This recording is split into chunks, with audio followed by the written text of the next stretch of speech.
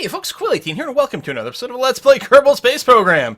At the end of the last episode, we had a bit of a crash, but everything was okay. We still completed all our missions. I still had the Tourism Grand Tour mission, which I just did. I just built a little rover and just ran around here real quick to finish that. But what we actually want to do today is we want to complete our, although this is probably going to take a couple of videos to do everything, is we want to do our Minmus landing over here. Or, sorry, our manned moon landing is actually what I'm looking for, trying to get a whole heck of a lot of science going on here. It'd be real swell if we could combo that with... Oh, do I not have the... I don't have the dock ships by the moon mission anymore. Okay, well, I guess that's fine. So yeah, all we're going to do is we're going to try to land on the moon. With the manned ship, and of course that is going to require a decent amount of supplies to do it. Oh, there's my little rovery thing. If we open this, we had our... I'm going to just call it like the lander probe. I guess we haven't done a manned landing at all, so it's time to... I guess we're going to design something completely from scratch here. So we're going to use this. And we're going to plan our actual return. Now, it should be noted that landing on Minmus is far easier to do first. But that's okay. What I think I'm going to do is I'm going to plan to use the... Oh, we don't have it. The thing to suck all the science experiments into a box kind of thing. Because we're not going to go with a scientist. I mean, I could... Right? I could do the thing where you use a probe core and a scientist, and then you're able to reset things, and it's awesome. But I think we've already gotten all the science from, like, space around the moon, because we did the moon flyby, so it's probably just the landed science that we need to worry about, so that's going to be okay. I'm going to go with just the relatively minimal life support over here. This supplies canister, that one over there, because it is a lot of life support supplies. So let's make sure Valentina's in there, and if we check, that's going to be... like 30 days worth of storage over here, which is way more than we need, assuming we don't screw up our return path. Assuming that we leave the moon in going roughly the right, leave the moon's sphere of influence in roughly the right way, we should be able to return to Minmus to Kerbin quite quickly. So that's going to be our goal here. So this thing is, once again, we're going to throw a heat shield on there, and that's it. That's going to be what we return with.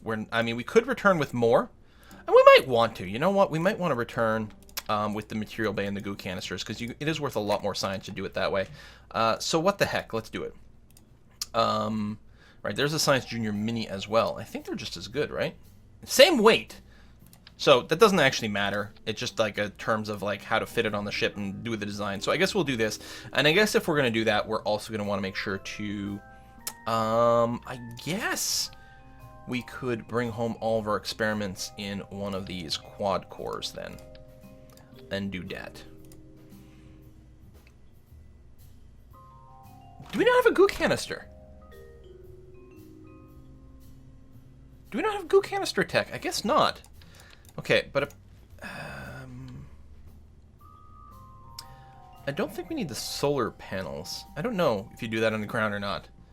Because it'd be nice just to bring a quad worth of stuff. Tell you what, I will... leave the press mat and too hot aside. Again, you know what? The orbital telescope. That's what we really don't need. So I'm not 100% sure if all these experiments will run on the ground, but that's going to be okay. Oops. And then magnometer. So we got the solar particles. We've got the press mat too hot. We've got the Science Junior. And we've got the magnometer. So we'll put the heat shield underneath that. And this is what we're going to be bringing back. Okay, I think that's going to be okay. Let's make sure that our real parachute is all set up. Yeah, default main chute, that's going to be fine. Apply, close, good stuff. Then below this, we're going to have our coupler over here. And then, I think for the moon, a single carrier is sufficient. So it's mostly just a question of designing things. What I think I'm going to do is I'm going to grab like a real short fuel tank here. Then put the Terrier engine below that. But then also grab a couple of FL200s. Snapping, symmetry, a little lower. Something like that. Just because it gives us a much wider base and a much bigger margin of error for our landing using... Oh, we don't have the proper landing struts. So let's... This is going to be our lander. Mark 1. Let's go and see if we can unlock better landing struts. We might, because we have a fair amount of science. I've been trying to minimize how much I unlock, just because it gives you more options later on. And there's lots you can do without unlocking too much. But, there you go. LT1 landing struts. I don't suppose we can get the crazy fuel tech to unlock the fuel ducts, huh? I think we can. If I decide to do this, followed by that. That's going to give us a heck of a lot more options. And then beyond that, I wonder if we can get more tech. There's the experimental storage unit. The surface ablator. I don't know if you get science from this. Apparently you do. Recon data. The surface ablator is definitely something we could run on the moon. Also got these built-in like landing modules for you, which are kind of handy-dandy. You get retractable power sources, different antennas. I think it probably makes sense to grab this and then run the ablator.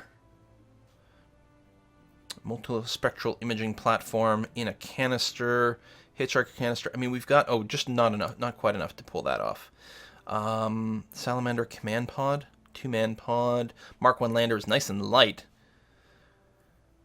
Unlocking more MechJeb features isn't terrible.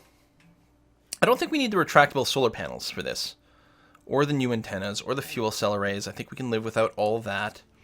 Some of these recycling systems, we can live without all these. Storage.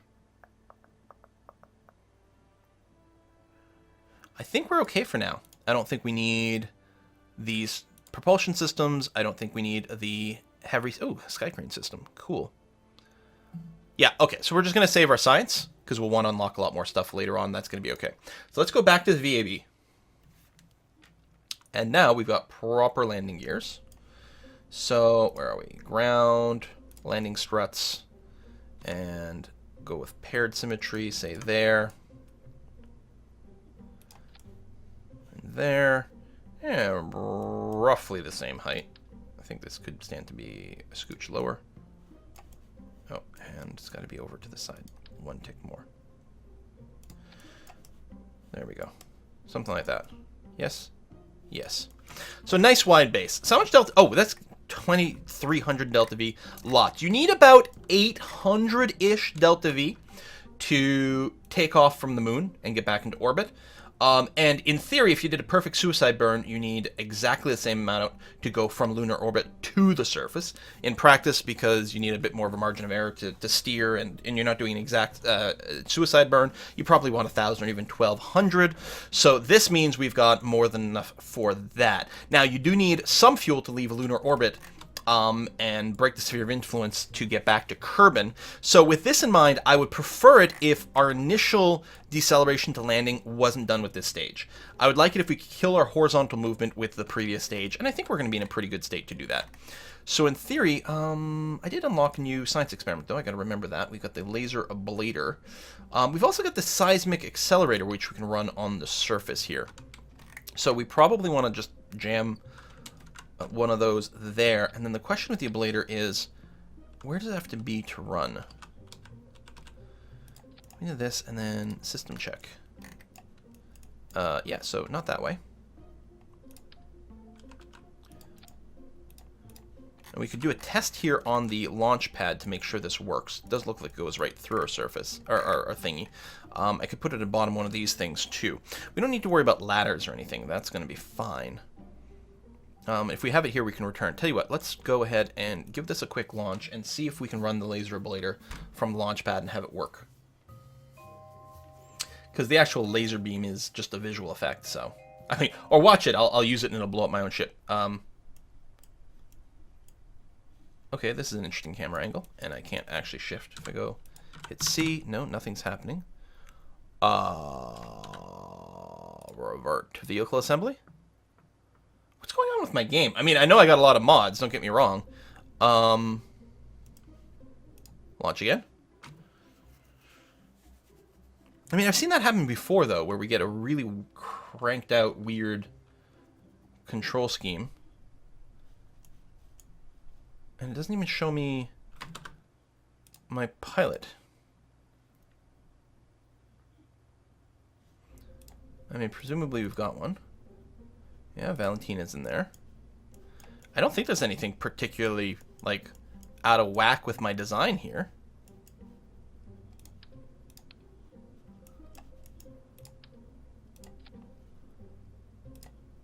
I'm going to leave. I'm going to try to launch from the launch pad directly. I could put something else on there too, just to check, but just... what is it? Lander Mark 1. Oh, right, one's the autosave and one's the regular one. If I try to launch this, what is that going to look like? All I want to do is test the goddamn laser. Make sure it works okay. Okay, so, yeah, this is really weird.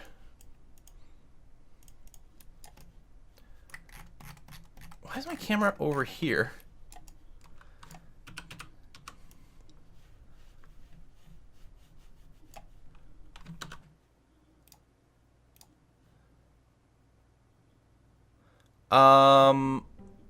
Let's open another load. Launch. I might just have to restart the game again here.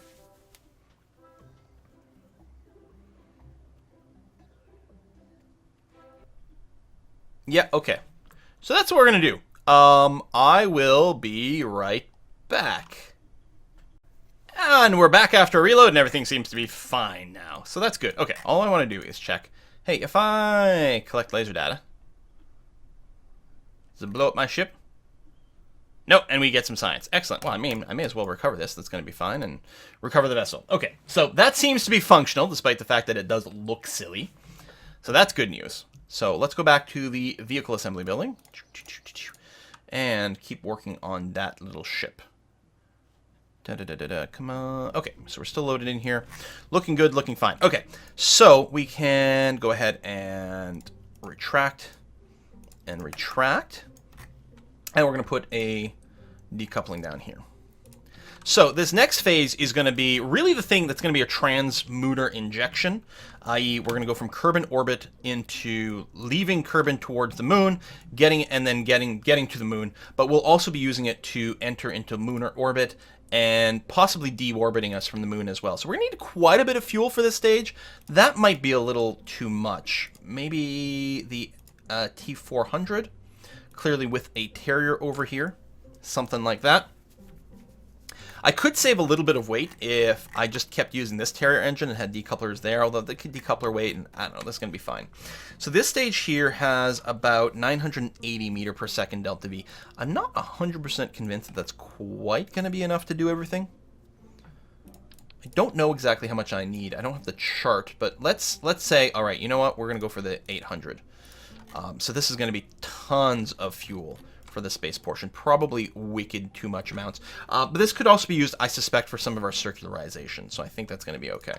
So we're going to need an ascent phase here. At least now we've got the fuel ducts, which is good, because I suspect... What's our weight kicking at right now? 16.25, yeah. So this is only 1.05 surface level thrust. So this is obviously not what we can use to take off, but... it is going to be fine to like finish the last stage of our ascent here while we're still in the atmosphere.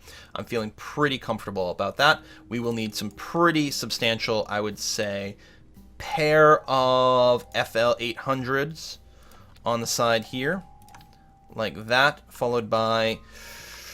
I don't know if we need another swivel engine. The question will be how much control authority one swivel engine will give us. Let's try with the Reliance here, which is, of course, they give us a little bit more thrust and are slightly more fuel efficient. They're also slightly lighter, which is all part of the whole thing. So if we went something like that and then used our struts at the bottom here to make sure that they don't wobble, and there we go. We can now enable crossfeed on these things and set fuel priorities. No, I can't set fuel priorities.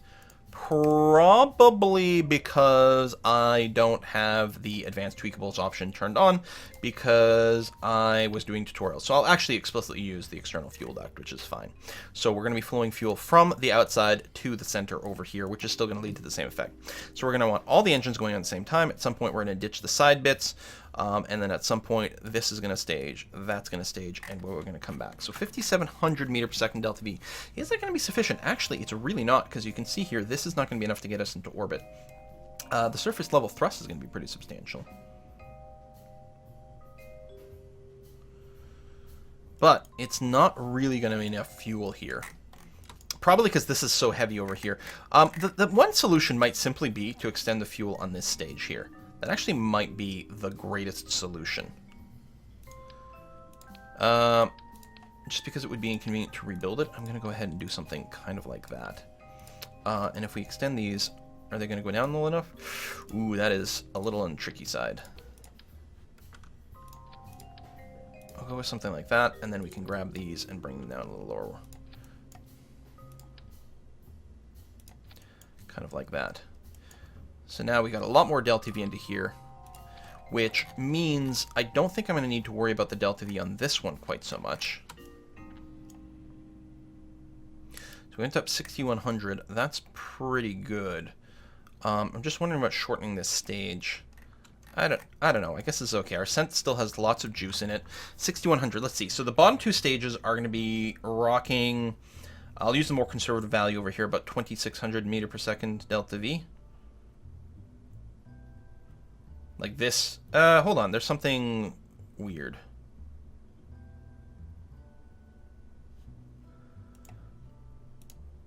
Are the crossfeeds confusing things?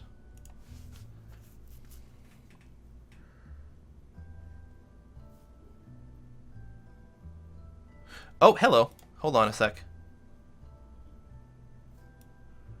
You're supposed to be there. There we go. 6,700. There we go. Yeah, this stage here is still not enough to get us into orbit, and we definitely have to rely on this, and there wouldn't be a whole heck of a lot left.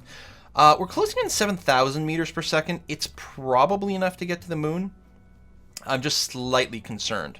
So, in an effort to, like, wickedly over-engineer things, because, you know, it's just Kerbal taxpayer money, we're going to add a third asparagusing here, like that. And I'm worried that we won't have enough control authority. So on this outermost one, we're going to go and put the extra swivels. So we'll have all 5 engines lighting at first. Then the outer stage... Oh, cancel. The outer stage drops. Then the inner stage. Then we decouple and launch, decouple and launch. There we go. So 7,700 meter per second delta V. And more importantly, it also guarantees that by the time this carrier lights, will definitely be in space. This is going to be wicked amounts of overkill, but it's only 51k still as a thing. Did we forget anything? Solar panels and batteries. Yep. So I think I'm going to be quite keen to just go and get some solar panels on this phase here. I might do like a backup little flat solar panel here to give us an extra option for some backup, and probably an actual battery, which I think we can live without this on the top. I'm actually gonna put it right here. We'll lose some delta V, but that's okay. The 800, oh, it's quite a lot of charge. There we go. Something, I think, like that. So again, wicked overkill. We're not going to need fins here because, well, we're going to be fine when we have the 3 swivels. But after that, it might get a little wonky. I'm just worried about, I'd have to move the struts. I guess it's probably fine and worthwhile. You know what? Screw it. We don't need fins. Or I could put them on the outside. Oh, let's just do that.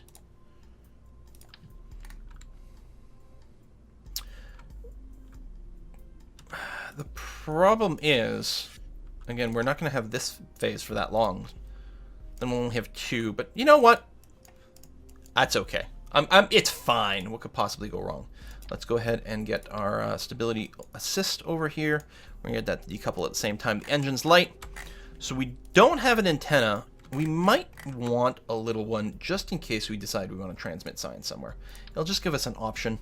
We'll throw, tell you what, I'll just use a surface mounted one. Single one, and our center mass will be a little uneven, but hey, that's okay. Actually, it might balance out the seismic thing. All right, I feel like this is probably okay. Let's launch. Let's try to get ourselves in orbit by the end of this episode. I think we should be able to manage that just fine.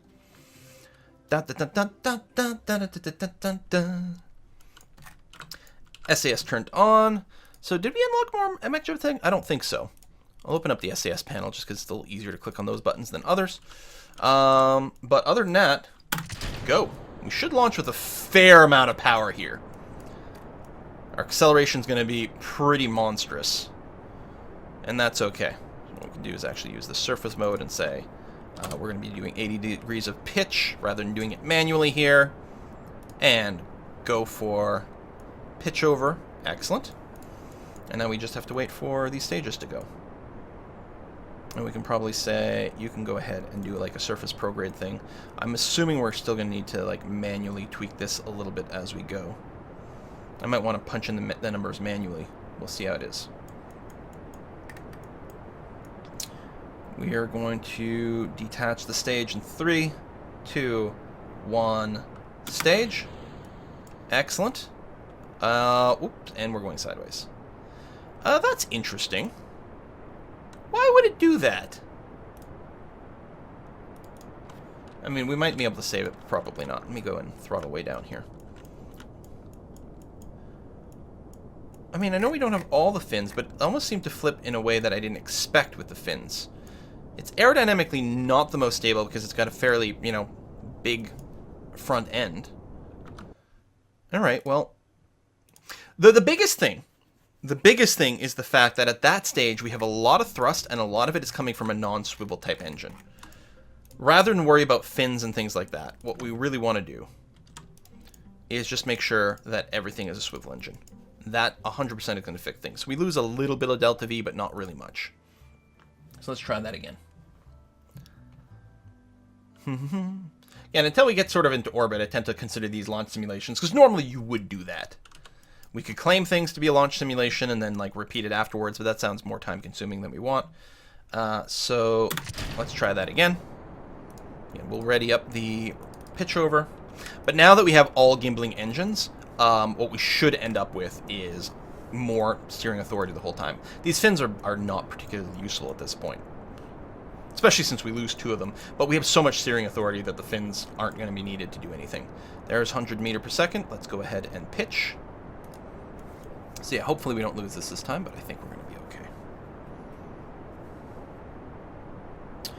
And you can go ahead to surface prograde. Basically the same as setting SAS and then surface prograde over here is what we're doing. We're going to gradually surface or do the rollover. Time to apoapsis is climbing pretty fast. I think I will still have to manually pitch down, but let's wait until we do our... There we go. Now, the gimbling from this is more than enough control. We're about halfway to 45, which isn't bad. We are drifting a little bit. I'm going to go ahead and get this to pitch to 60 and keep us on a 90-degree heading, please. Ooh, a little bit of a hard time there. That was a little bit outside of prograde. I should have just done this on manual. I think it would have been a wee bit better. You can go to 45 degrees of pitch now. That's going to be okay. Yeah, I really should have done this on manual. There we go. Much better. Much better. Time to apoapsis is growing. That's good. Still growing. Not too fast, but growing. That's exactly what we want to see. We're back just pointing prograde now. Everything's going to be fine. I'm going to go ahead and roll over so that when I drop these engines, none of them is above me. Not that it should matter here. Especially as long as you've got continuous thrust in the middle, you're going to leave the engines behind in seconds. And as long as you make sure you got your decouplers near the top of these stacks, things will be okay. But it just feels a little silly otherwise. Alright, apoapsis timer is still growing pretty quickly, and our actual apoapsis as well. I think at this point, I'd feel okay going to, let's say 10 degrees. So fairly flat here. Oh! And drop those. Time to apoapsis virtually not climbing. That's good. We can go to 0 degrees. Just go completely horizontal here, and we're mostly just flattening out our curve. We're high enough that that's going to be fine and a-okay to do. 70. I tend to like to target about 100. Gives you more time to like plan your rotation, your circularization node, and things like that. I mean, really, the lower the apoapsis, the least fuel you have to use. But it really doesn't make much of an extra difference to push it up, because most of what we're doing here isn't actually pushing up our apoapsis. It is going up a little bit, but most of what we're doing is starting our circularization here. So we're not expending that much more to go to 100, and it gives us more of a margin to play around with things. So what the heck, right? That's going to be a-okay. I think our fuel profile is basically right where we want it. Again, ideally, you use all of this to go up, and then you circularize with the next stage, which is kind of sort of where we're going to end up with. So wherever this cuts out, do that. I'm just going to kill this engine, and we'll drift to space. And I think that's going to be Very, very, very fine. So orbital prograde is more what we're looking for here. Or will be soon. Exiting soon. Relatively flat. Well, we'll need very little delta V to circularize. That's looking wonderful. Life support systems should all be hunky-dory. Very hunky-dory. Got a day worth of electrical power in these battery charges as well, so we're going to be fine that way. Okay, we are now orbital, so... Or not orbital, we're in space. We're going to pull this to... There we go. When they start to invert, we'll get you to preemptively roll to the node, which is going to be a prograde burn. Again, I don't always care about the actual following the burn. It's mostly about getting the estimated burn time. This is running with better burn, so this actually should be accurate. So we're going to want to start our burn about 30 seconds before apoapsis. This Terrier doesn't have the greatest just thrust strength, and this is a relatively heavy ship. But it's going to take 350 meters per second delta V to circularize, and in this stage here we have 1400, so I'm pretty okay with it. So I did the quick save. I'm just going to go and time warp a little bit. So really 32 seconds before, well, before apoapsis is when we want to do it. And yeah, I'll just turn to actual prograde as opposed to the node. So I'm ignoring the maneuver here. 30, because we know it's going to be about a 64-second-ish burn. There we go, 32 seconds before apoapsis. We'll start it. I'm going to go ahead and extend the solar panels now because I got nothing else to do for the next minute.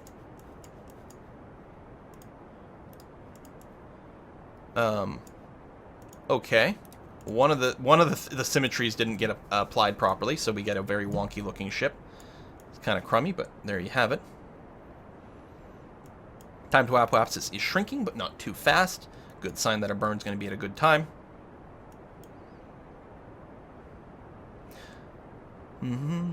It is a pretty long burn because, again, our thrust-weight ratio is 0.57. Actually, that's a little bit disappointing because we could have gotten the moon on this one. We'll have to wait until the next orbit to do our moonshot, but that's fine. So periapsis is growing over here. Camera angle changes when it's, I think, somewhere around above 25K or something like that. As soon as it gets above 70, we can kill the thrust here because we'll be orbital, but we wait until we get a little bit more circular-ish. There we go. Still plenty of fuel in this tank, which is good. So I suspect that our actual moonshot maneuver... Wow, yeah, we've got some wonky satellites out there. Set as target, which is obviously going to start somewhere over here, just behind us. It's going to be quite a long burn. Oops. I want you to stay open. Thank you. Which can sometimes be a little bit annoying. There you go. So I'm going to do this. We're going to do something like this. Get a relatively low periapsis. But I'll leave it there, and then I'll fine-tune manually like I often do. So it's going to be a 2-minute burn. Jeebus. 800. Yeah, so we've got plenty of delta V in this stage to get to the moon. Although, we're really not going to have enough here to help us orbit the moon. I'm a little worried that we might run a little shy here. We did over-design the final stage a little bit. Hopefully we've got enough. We really didn't over-design as much as I might normally, actually. Well, let's go ahead and... we should probably put a cut in here. So next episode, we'll go ahead and do our maneuver. That will send us to the moon. And hopefully, we'll have enough gas to finish everything. Thanks for watching. See you next time.